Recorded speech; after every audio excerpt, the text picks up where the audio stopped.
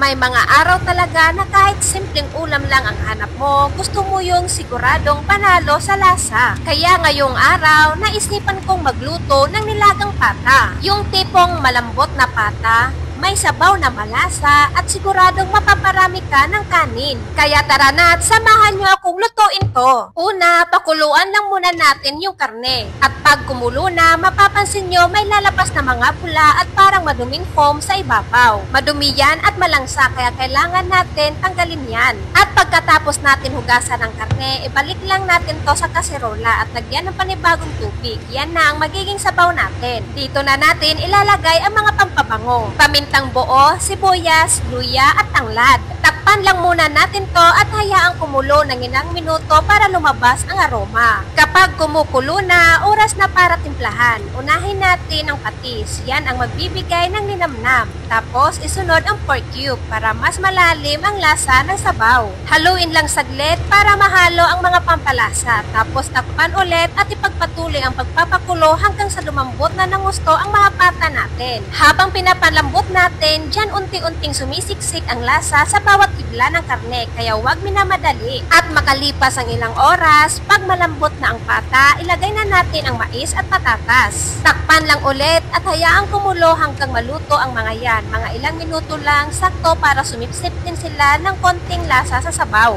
Ang mais, nagbibigay ng natural na tamis sa sabaw, habang ang patatas naman ay nakakatulong para mas maging malapot-lapot ang ating sabaw. Hindi lang sila pampabusog, may ambag din sila sa linamnam. At makalipas ang ilang minuto, haluin natin saglit, tapos ilagay na natin ang bagyo beans, repolyo at pechay. Bukod sa dagdag na kulay at texture, sila rin ang nagbibigay ng fresh at medyo matamis na lasa sa sabaw. Nababalanse at nagpapagaan sa overall na timpla ng ulam, kaya hindi nakakaumay kahit gaano karami ang kainin mo. Takpan lang ito tapos hayaan natin kumulo ng ilang minuto para maluto ng gusto ang mga gulay at para ma-absorb nila ang lasa ng sabaw. At ayan, luto na ang ating nilagang pata. Malambot, malasa at siguradong pampamilya. Maraming salamat po sa inyong panonood. Kita-kits ulit tayo sa susunod nating luto serye.